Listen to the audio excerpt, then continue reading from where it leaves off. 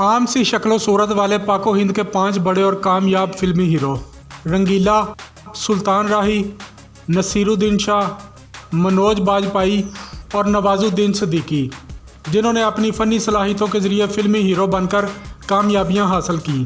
रंगो नूर की दुनिया में रंगो रूप के बगैर किसी फ़नकार का मकबूल और कामयाब होना आसान काम नहीं कि शोबिज़ तो नाम ही इस कारोबार का है जिसमें दाखिल होने के लिए खूबसूरत चेहरे और पुरकशिश जिस्म का होना लाजमी समझा जाता है। टैलेंट और तजर्बे का नंबर इसके बाद ही आता है।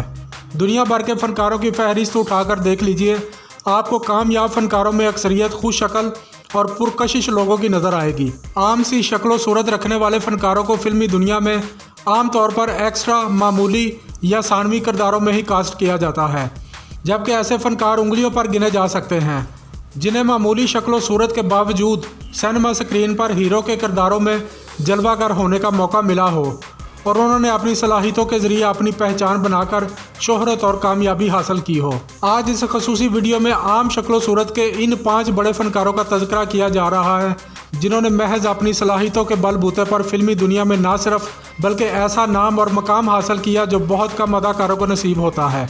ऐसे फ़नकारों में बड़े सगीर के 5 फ़नकारों रंगीला, सुल्तान राही, नसीरुद्दीन शाह, मनोज बाजपेयी और नवाजुद्दीन सिद्दीकी का नाम सरे फहरिस्त हैं। आइए हम हौसला और सलाहियत की वजह से अपना नाम और मकाम पैदा करने वाले इन 5 अजीम और बेमिसाल फ़नकारों की फ़नी ज़िंदगी पर एक तायराना नज़र डालते हैं ताकि हमें पता चल सके कि मामूली शक्लो सूरत रखने वाले ये फ़नकार किन मराहल से गुजरकर शोहरत और कामयाबी की इन बुलंदियों पर पहुँचे जिन तक पहुँचने की ख्वाहिश दुनिया के हर फ़नकार को होती है।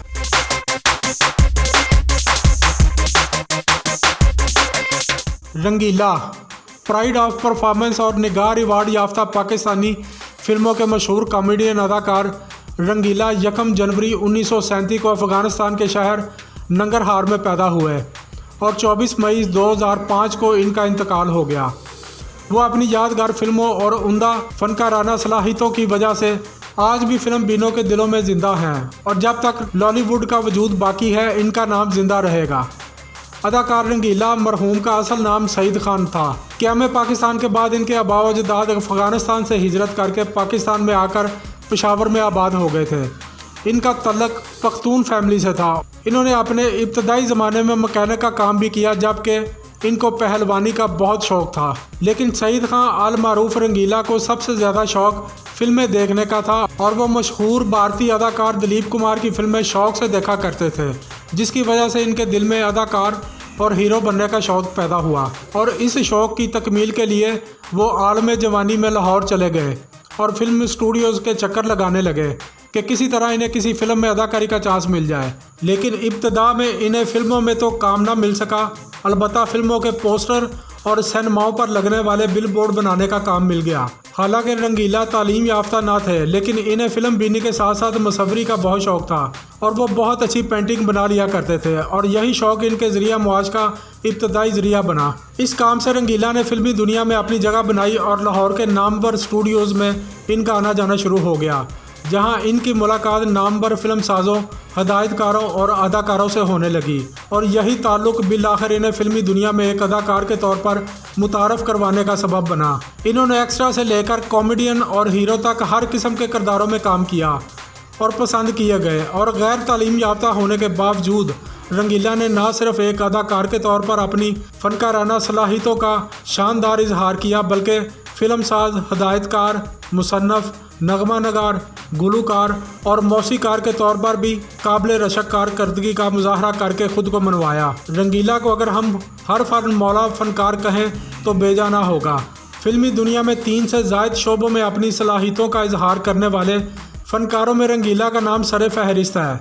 आम सी शक्लो सूरत वाले दुबले पतले अदाकार रंगीला मरहूम ने अपने फिल्मी कैरियर का आगाज़ हदायतकार MJ राना की फ़िल्म जट्टी में एक छोटा सा किरदार अदा करके किया था, लेकिन रिलीज़ होने के लिहाज से इनकी पहली फ़िल्म 1957 में रिलीज़ होने वाली फ़िल्म दाता है, जिसमें रंगीला ने एक मुख्तसर किरदार अदा किया था और इस फिल्म के फ़िल्म साज और हदायतकार सैयद अताउल्लाह हाशमी ने यह फ़िल्म उर्दू ज़बान में बनाई थी। इसलिए हम कह सकते हैं कि रंगीला को फिल्मों में मुतारफ़ करवाने का सेहरा हदायतकार सैयद अताउल्लाह हाशमी के सर है कि इनके तवसत से फिल्मी दुनिया को रंगीला जैसा बासलाहियत फनकार नसीब हुआ। इसके अलावा रंगीला एक और फिल्म नूरा में भी एक छोटे से किरदार में नज़र आए। ये एक नगमाती फिल्म थी। 1963 तक रिलीज़ होने वाली बेशतर फिल्मों में रंगीला छोटे मोटे किरदारों में नज़र आते रहे, जिनमें फ़िल्म चूड़ियाँ और फिल्म मौज मेला शामिल हैं। लेकिन 1964 रंगीला के लिए बहुत अहम साल साबित हुआ कि इस साल फिल्म गहरा दाग में पहली बार रंगीला को अहम किरदार में कास्ट किया गया, जबकि 1965 में रिलीज़ होने वाली पाकिस्तान की पहली पंजाबी प्लैटिनम फिल्म जीदार में रंगीला को पहली बार भरपूर कामयाबी और शोहरत हासिल हुई। हर फन मौला फनकार अदाकार रंगीला ने अपने इंतकाल तक 655 से ज़ायद फिल्मों में काम किया। यूँ तो उन्होंने फिल्मों में हर तरह के किरदार कामयाबी के साथ अदा किए, लेकिन इनको एक कॉमेडी अदाकार और हीरो के तौर पर ज़्यादा शोहरत हासिल हुई। बतौर कॉमेडियन इन्होंने मज़ाहिया अदाकारी के अनमिट नकोश छोड़े हैं। पाकिस्तान में जिस्मानी हरकत के ज़रिए लोगों को हंसाने वाले अदाकारों में सबसे बड़ा नाम रंगीला का था। कुदरत ने इनको ऐसे चेहरे, जिस्मानी खदोहाल और सरापे से नवाजा था कि वो जैसे ही सिनेमा स्क्रीन पर नमूदार होते थे तो इनका चेहरा देखते ही लोग हंसना शुरू कर देते थे। और फिर जब रंगीला अपनी जिस्मानी हरकत के साथ शगुफ्ता जुमलों की मुनफरद अदायगी किया करते तो सिनेमा हाल तालियों से गूंज उठते थे। एक्शन कॉमेडी करने वाले अदाकारों में ऐसी मिसाली शोहरत और कामयाबी बहुत कम लोगों को मिली जैसी रंगीला को नसीब हुई। 1969 में रंगीला ने अपने ज़ाती फिल्म साज इदारे के तहत पहली फिल्म दिया और तूफ़ान बनाई। वो इस फिल्म के फिल्म साज, हदायतकार, मौसीकार और कहानी नवीस भी थे, जबकि इस फिल्म में रंगीला ने जानदार अदाकारी और उम्दा गुलकारी भी की और अपनी खुदादाद सलाहियतों का लोहा मनवाया, जिसकी वजह से इनकी ये फ़िल्म ज़बरदस्त कामयाबी से हमकिनार हुई। जिसके बाद रंगीला ने फ़िल्म रंगीला और फिर फिल्म दो रंगीले बनाकर नुमाइश के लिए पेश की और ये फिल्में भी सुपरहिट हो गई और यूँ रंगीला को पाकिस्तानी फिल्मों का कामयाब अदाकार तस्लीम कर लिया गया। रंगीला को पाकिस्तानी फिल्मों में शानदार परफॉर्मेंस की वजह से मुतअद्दिद इदारों की जानिब से अवार्ड्स दिए गए, जिनमें पाकिस्तान का सबसे बड़ा सरकारी अवार्ड प्राइड ऑफ परफॉर्मेंस भी शामिल है, जो रंगीला को इनकी फ़नी खिदमात के एतराफ़ में 2004 में दिया गया था। इसके अलावा इनको 8 अदद निगार अवार्ड भी दिए गए, जिनकी तफसील कुछ यूँ है कि रंगीला को पहला निगार अवार्ड फिल्म रंगीला में बेहतरीन कहानी नवीस का दिया गया।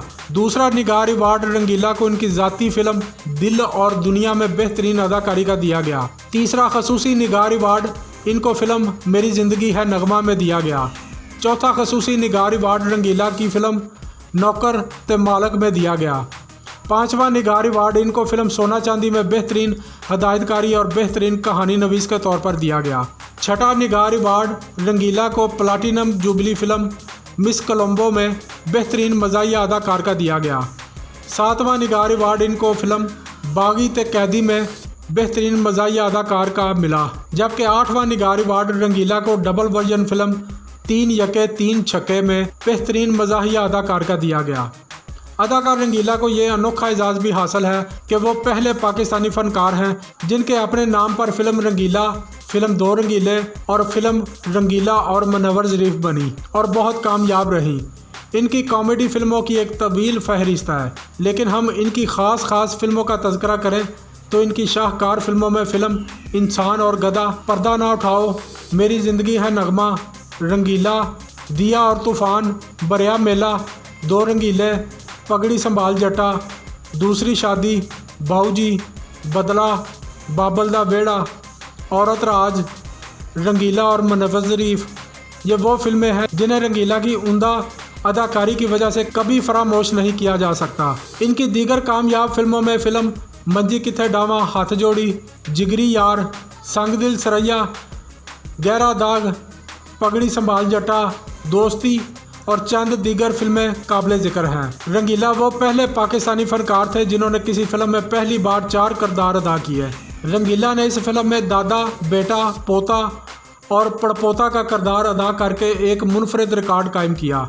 रंगीला ने एक गुलकार के तौर पर भी नुमायां शोहरत और कामयाबी हासिल की और बहुत सी यादगार नगमाबार फिल्मों में नहायत उम्दा गुलकारी करके साबित किया कि एक आम सी शक्लो सूरत का कम तालीम याफ्ता शख्स भी बगैर किसी सिफारिश के महज अपनी सलाहियतों के बलबूते पर दुनिया फ़न का एक नामवर सितारा बनकर लाखों दिलों पर राज कर सकता है।